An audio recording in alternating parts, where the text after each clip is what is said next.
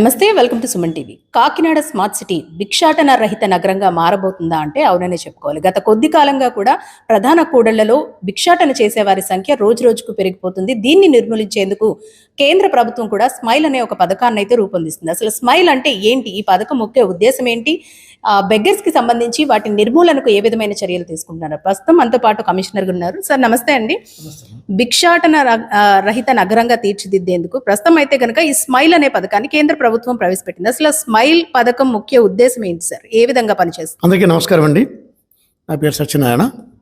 మన భారత ప్రధానమంత్రి గారు, అదేవిధంగా రాష్ట్ర ముఖ్యమంత్రి గారు, భారత ప్రధానమంత్రి గారు భారతదేశంలో ముఖ్యంగా భిక్షాటన నిర్మూలించి అందరు పౌరులు కూడా ఆత్మస్థైర్యంతో, ఆత్మగౌరవంతో ప్రతి వారు జీవించే విధంగా ఉండాలనే సంకల్పంతో ఎవరైతే ఆర్థిక పరిస్థితి బాగుండగా, లేకుంటే ఆరోగ్యపరంగా సహకరించక, ఇతర కారణాల వల్ల భిక్షాటనే ధ్యేయంగా పెట్టుకొని తద్వారాగానే కొన్ని డబ్బులు సంపాదించుకొని జీవనం వెళ్ళబోతున్నారు చాలామంది. అట్లాంటి వారి జీవితంలో వెలుగు నింపాలి, వారు కూడా సమాజంలో గౌరవంగా బతకాలన్న భావంతో గౌరవ ప్రధానమంత్రి గారు తీసుకున్న ఈ నిర్ణయానికి యావత్ భారతదేశంలో సుమారుగా 100 జిల్లాల్లో 26 రాష్ట్రాల్లో ఈ కార్యక్రమం చేపట్టడం జరుగుతుంది. దానిలో భాగంగా మన కాకినాడలో కూడా భిక్షాటన రహిత కాకినాడగా తీర్చిదిద్దడానికి మనకి అవకాశం వచ్చినందుకు ముందుగా అందరికీ ధన్యవాదాలు. గౌరవ ప్రధానమంత్రి గారికి, అదేవిధంగా గౌరవ ముఖ్యమంత్రి వర్యుడికి ప్రత్యేకమైన నమస్కారములు. ముఖ్యంగా మన కాకినాడ జిల్లాలో చూసినట్టయితే ఒక స్మైల్ ప్రోగ్రాం మనం చేపడటం జరిగింది. దీని యొక్క ముఖ్య ఉద్దేశం ఏంటంటే, ఎవరైతే మనకి భిక్షాటన ధ్యేయంగా జీవిస్తున్నారు, కొంతమంది రైల్వే స్టేషన్లో కానీ, బస్ స్టాండ్లో కానీ, లేకుంటే నలుకూడల్లో కానీ, లేకుంటే ఇంటింటికి వచ్చి కానీ ఎవరైతే ఉంటున్నారో వారిలో ఉన్న ఈ హ్యూనత భావన తగ్గించి ఒక ఉత్తమమైన జీవితం ప్రసాదించడం కూడా మనం చర్యలు తీసుకుంటున్నాము. దానిలో భాగంగానే మనం ఒక సర్వే చేపడుతున్నాం. సర్వే చేపడుతుంటే మనం సర్వేకి రోజావనం అనే ఒక సంస్థని మన గౌరవ కలెక్టర్ గారు సెలెక్ట్ చేయడం జరిగింది ఇంటర్వ్యూ ద్వారాగా. వారు ఇప్పుడు మన జిల్లాలో సర్వే చేస్తున్నాం. కాకినాడ సిటీలో ఇప్పటి వరకు మనం 470 మందిని మనం గుర్తించడం జరిగింది. ఈ భిక్షాటనలో రకరకాల పర్సన్స్ ఉంటారు. వృద్ధులు ఉంటారు, నడి వయసులు ఉంటారు, చిన్నపిల్లలు కూడా ఉంటారు. సార్ అంటే ప్రధానంగా భానుగుడి లేదంటే జగన్నాథపురం ఏరియాలో భిక్షాటన చేసే వాళ్ళు ఎక్కువగా చూస్తున్నాం. దాంతో పాటు ఏదైతే సిగ్నల్స్ ఉంటాయో సర్పవరం జంక్షన్లో కానివ్వండి, లేదంటే ప్రధాన కూడళ్లలో సిగ్నల్స్ పడుతున్నప్పుడు కూడా చాలా మంది బెగ్గర్స్తో పాటు పిల్లలు ఎక్కువగా వస్తూ ఉంటారు. మీరన్నట్టు ఈ 470 మందిలో పిల్లల్ని కూడా గుర్తించారా? ఎంతమంది పిల్లలు ఉన్నారు? వీళ్లకు సంబంధించి అంటే నైట్ షెల్టర్స్ కాకుండా శాశ్వత పరిష్కారం ఏమైనా చూపించే అవకాశం ఉంటుందంటారా? Yes madam. ఇప్పుడు బెగ్గర్స్ కూడా 2 టైప్స్కి ఉంటారమ్మా. ఒకటి సీజనల్ బెగ్గర్స్, ఇతర ప్రాంతాల నుంచి కూడా మన ప్రాంతానికి వచ్చి మనకి తమరు చెప్పిన విధంగా కొన్ని సెంటర్లో తమరు చెప్పారు. ఆ సెంటర్లో పెన్లు కానీ పుస్తకం కానీ చూపించి వ్యాపారం కొనుక్కోండి అని చెప్తూ తద్వారా కూడా బెగ్గింగ్ చేస్తుంటారు. అది సీజనల్, కొంతమంది దూర ప్రాంతం చూసి అక్కడ చేస్తుంటారమ్మా. అది వ్యాపారం చేస్తూ ఈ కూడా చేస్తుంటారమ్మా. అట్లా వాళ్ళని కూడా గుర్తించామమ్మా. చిన్నపిల్లలు ఇంతవరకు కూడా ఒక 100 మెంబర్స్ మనం ఐడెంటిఫై చేసాము. ఏంటంటే తల్లిదండ్రులు వృత్తిలో ఉన్నప్పుడు వాళ్ళు పిల్లల్ని స్కూల్కి పంపించుకొని కొంతమంది చేస్తున్నారు, అట్లా గుర్తించాం. డెఫినెట్గా అట్లాంటి పిల్లల్ని మనం గుర్తించి వాళ్ళకి విద్యాబుద్ధిని నేర్పించడానికి స్కూల్లో కూడా చేర్పిస్తున్నాం. రెండోది ఏంటంటే, ఎవరైతే పెద్ద వయస్కులు ఉన్నారో వారికి మనం ట్రైనింగ్ ఇస్తాం ముందు. అంటే స్కిల్ డెవలప్మెంట్ ట్రైనింగ్ ద్వారాగా 6 months ఎవరైతే మనం గుర్తించబడ్డామో వారికి 6 months నిర్బంధంగా ఒక సెంటర్లో పెట్టి వారిలో ఉన్న నైపుణ్యాన్ని వెలికి తీసి వారి స్కిల్ ట్రైనింగ్ ఇస్తామమ్మా.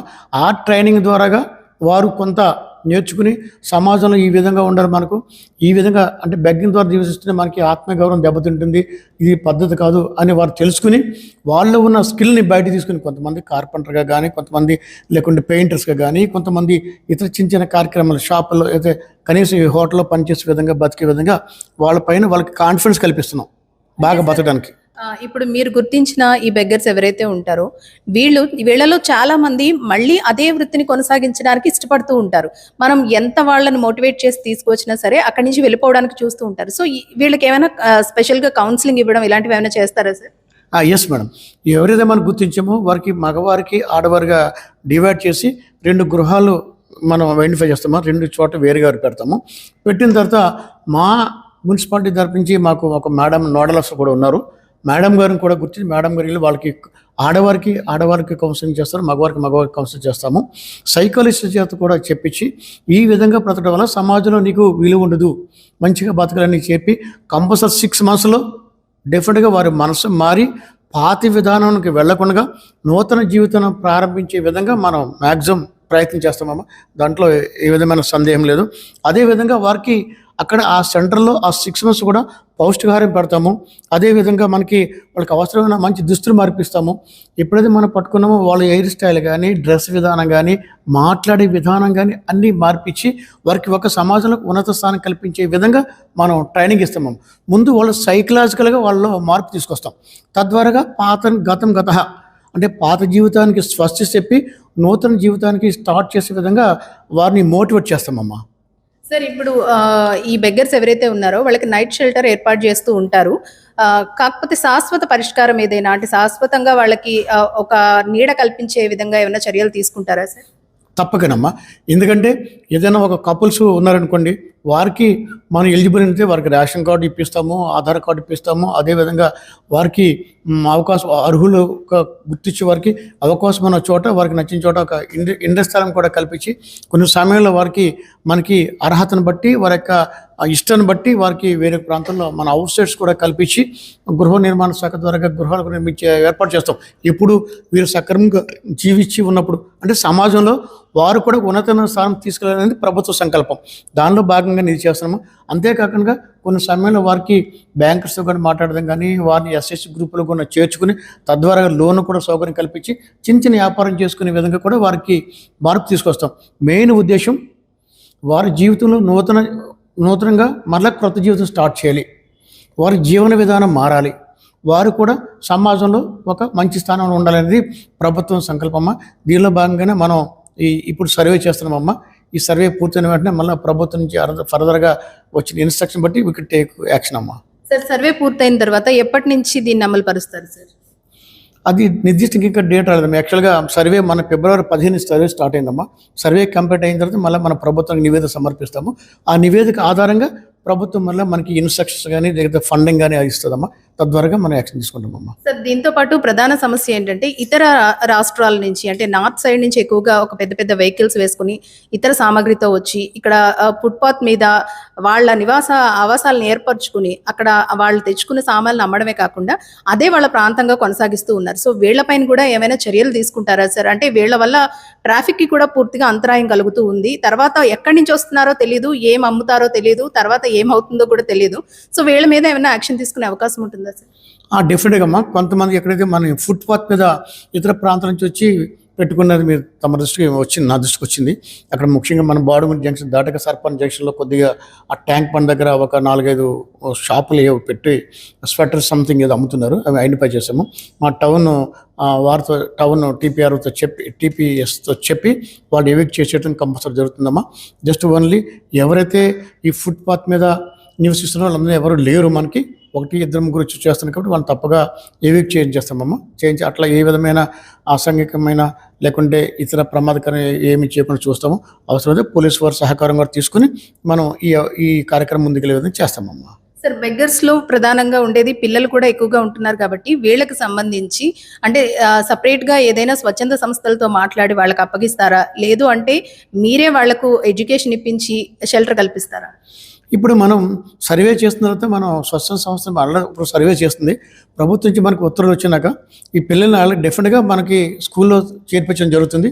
అదేవిధంగా ప్రభుత్వ పరంగా కూడా వారికి తగిన సౌకర్యం కల్పించి వాళ్ళకి ఒక స్థిరమైన నివాసం ఏర్పాటు చేయాలి. ముందు స్థిరమైన నివాసం ఏర్పాటు చేసేకి చర్యలు తీసుకుంటాము. తద్వారా వాళ్ళ పిల్లల్ని కూడా స్కూల్లో చదివించే విధంగా మనం చర్యలు తీసుకుంటామమ్మా. సార్ మీరు గుర్తించిన పిల్లల్లో అంటే పిల్లలని కాదు బెగ్గర్స్ ఎవరైతే ఉన్నారో వీళ్ళల్లో నిజంగా అనాథలైన వాళ్ళు ఉన్నారా, లేదంటే ఏదైనా మాఫియా ఉందని ఏమన్నా చెప్తారా సార్?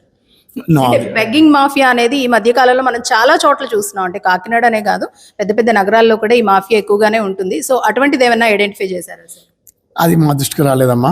ఇక్కడ ఉన్నవాళ్ళు నిజంగా బెగ్గర్స్ కొంతమంది జీవనోపాధి కోసం చేస్తున్నట్టు మా దృష్టిలో ఉంది తప్పించి వేరే విధం లేదు. అట్లాగే ఎవరైతే జీవనోపాధి కోసం ఇట్లాగా చేసుకుపోవడం లేకపోవడం చేస్తున్నారు తప్పించి వేరే విధంగా మా దృష్టికి రాలేదమ్మా. ముఖ్యంగా ఎవరైతే మనకి అనారోగ్య రీత్యా కూడా కొంతమంది బెగ్ చేస్తున్నారో వాళ్ళని ఐడెంటిఫై చేశాక వాళ్ళకి తగిన వైద్య సదుపాయం కూడా కల్పిస్తాం. మన కాకినాడ జనరల్ హాస్పిటల్ ఉంది, జనరల్ హాస్పిటల్లో తీసుకెళ్ళి వైద్యం కల్పిస్తాము. ఇతర విషయం ద్వారా మనం చేస్తామమ్మా. ఇది మా వాళ్ళు కొంతమంది జీవనభృతి లేక సంపాదించే విధానం లేక కేవలం డిజబిలిటీ వల్ల అలా చేస్తున్నారని మాకు అనిపిస్తున్నాము. కాకినాడ స్మార్ట్ సిటీని మరింత స్మార్ట్ సిటీగా తయారు చేయడానికి ఏమైనా చర్యలు తీసుకుంటున్నారా సార్? తప్పక తీసుకుంటామమ్మా. అంటే ముందుగా మనకి కాకినాడ సిటీకి సంబంధించి కాకినాడలో ఉన్న సింగిల్ యూజింగ్ ప్లాస్టిక్ని పూర్తిగా ఈ నెలాఖరు నుంచి బ్యాన్ చేస్తామమ్మా. అందువల్ల ఎవరు కూడా సింగిల్ యూజ్డ్ ప్లాస్టిక్ ఉపయోగించకూడదు.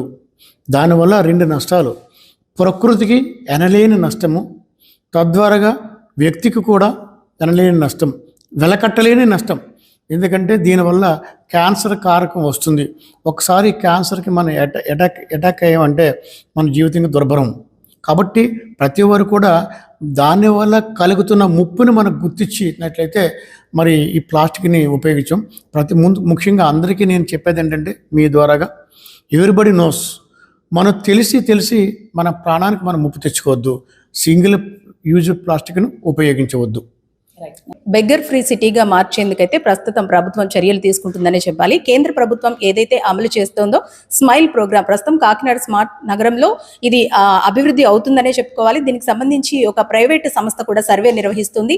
సర్వే అనంతరం ఎంతమంది బెగ్గర్స్ ఉన్నారు, వీళ్లకు ఎటువంటి పునరావాసం కల్పించాలి, ఎలాంటి స్కిల్ డెవలప్మెంట్లో వీళ్ళని చేర్చాలి, ఒక బెగ్గర్కి గౌరవప్రదమైన జీవితాన్ని అందించేందుకు కూడా కృషి చేస్తూ ఉన్నారు. మరి ఇది ఏ విధమైన ఫలితాలు ఇస్తుందనేది వేచి చూద్దాం. కెమెరా పర్సన్ శ్రీధర్తో అనుశ్రీ, సుమన్ టీవీ, కాకినాడ.